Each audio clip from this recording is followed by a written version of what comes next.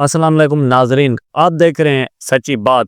آپ کو بتاتا چلوں کہ خیبر پختونخوا سے سب سے بڑا سکینڈل 36 ارب روپے کی مبینہ بدعنوانی کے تحقیقات کے لیے پبلک اکاؤنٹس کمیٹی کا اجلاس طلب کر لیا گیا۔ پشاور میں ہونے والے اجلاس کی صدارت اسپیکر کے پی اسمبلی بابر سلیم سواتی کر رہے تھے۔ اسپیکر صوبائی اسمبلی نے کہا کہ خیبر پختونخوا کی تاریخ کا سب سے پہلا اور سب سے بڑا سکینڈل ہے۔ صرف ایک محکمے میں 40 ارب روپے کی بدعنوانی کی گئی ہے۔ اگر دیکھا جائے یہ بدعنوانی پنجاب میں کی جاتی تو آج تحریک انصاف کا سوشل میڈیا کہاں کھڑا ہوتا۔ ہر طرف آپ کو یہی نظر آتا کہ دیکھیں جی، ہم کہتے تھے نواز شریف چور ہے، آج دیکھیں وہاں ان کی چوری وہ کر رہے ہیں، محکمے کے ساتھ ملے ہوئے ہیں۔ کیا یہاں پر محکمے کے ساتھ جناب پی ٹی آئی کے لوگ نہیں ملے ہوں گے؟ آگے میں آپ کو ساری تقریر ان کو سناتا ہوں۔ انہوں نے کہا کہ یہ پہلا سکینڈل ہے جس میں کوئی سیاسی شخصیت ملوث نہیں،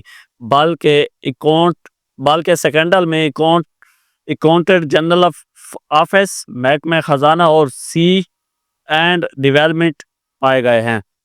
آپ کو بتاتا چلوں کہ بی آر ٹی کا بھی بہت بڑا سکینڈل ہے، لیکن آج تک وہ کیوں نہیں آیا؟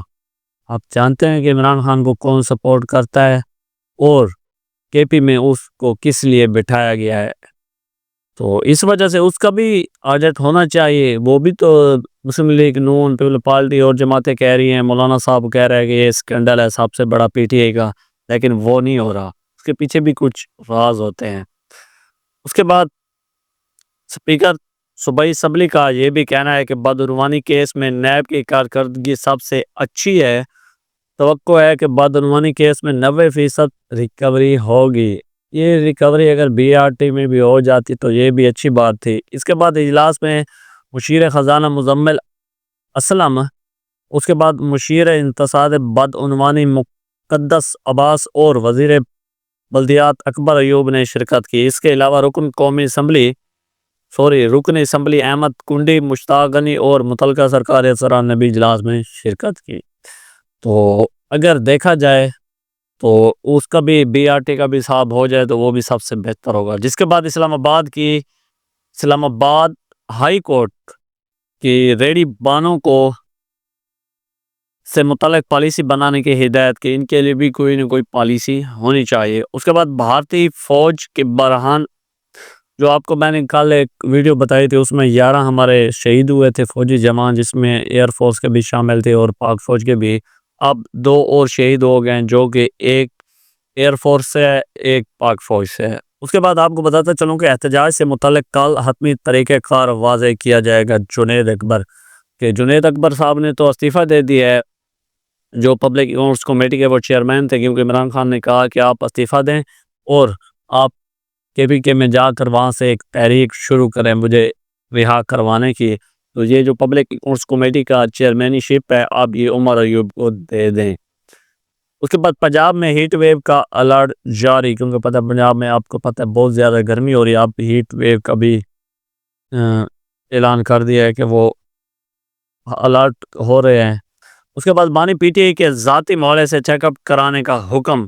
بانی پی ٹی آئی کے بیٹے کا ایک نوٹس آ رہے ہیں، ویڈیو آ رہی ہے کہ انہوں نے کہا کہ میری والد صاحب سے 20 منٹ بات ہوئی ہے، وہ ہمیں اچھی تسلی دیتے رہے ہیں۔ اب نہیں پتہ کہ وہ اے آئی سے ہے یا اوریجنل ہے، کیونکہ علی من گنڈا پور نے بھی رول پر رہائی کے لیے عدالت میں درخواست دی تھی، وہ بھی پیش ہوئے، تو ان سے بھی ہمارے صحافی بھائیوں نے سوال کیا کہ کیا عمران خان صاحب کے بیٹے جو بیان دے رہے ہیں کیا وہ درست ہے۔ انہوں نے کہا کہ اے آئی سے بھی آج کل ویڈیو بن جاتی ہے، تو میں اس پر کوئی کومنٹس نہیں کرنا چاہتا۔ جس کے بعد پیپل پارٹی کل یوم تشکر منانے کا اعلان، کیونکہ فوج کے حق میں باقی پارٹیوں نے تو یوم تشکر منا لیا ہے، پی ٹی آئی نے تو نہیں منایا۔ اگر دیکھا جائے تو پی ٹی آئی اگر مناتی تو پھر بھی ان پر ایف آئی آر ہو سکتی تھی۔ اس کے بعد نون لیگ نے تو بڑے اچھے طریقے سے منایا اور اپنے افسران کو جسے کہتے ہیں کہ 24 گھنٹے انہوں نے کام پر لگایا ہوا تھا۔ جب یہ یوم تشکر ہوا یا جنگ کی صورتحال تھی، یہ تمام لوگ افسر ان کے پیچھے انٹیلیجنس تھی، وہ خبریں دے رہی تھی کہ جی افسر باقی کام کر رہا ہے نہیں کر رہا، تو اس وجہ سے اب پیپل پارٹی کر رہی ہے۔ اس کے بعد آپ کو بتاتے چلوں کہ خیبر پختونخوا مالی سکینڈل میں ملوث ملزمان کے گھروں سے 1 ارب 49 کروڑ روپے برآمد۔ یہ آپ سوچیں کہ 1 ارب 49 کروڑ روپے برآمد ہوئے ہیں۔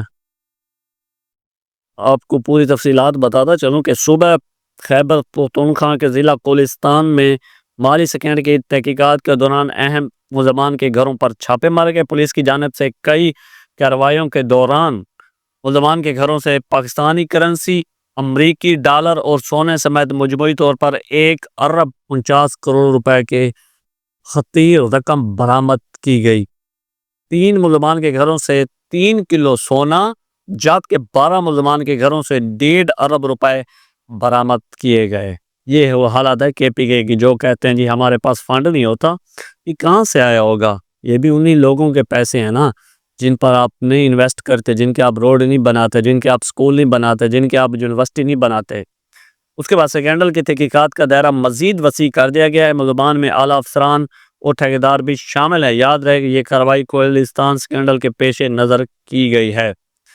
تو ضلع کولستان میں سرکاری اکاؤنٹ سے 2020 سے 2024 کے درمیان 40 ارب روپے کے خرد برد تحقیقات جاری ہیں۔ تو یہ تھی میری آج کی ویڈیو۔ آپ کو اگر ویڈیو اچھی لگے تو لائک کریں، کمنٹ کریں اور ویڈیو کو شیئر کریں۔ انشاءاللہ ملتے ہیں نیکسٹ ویڈیو میں۔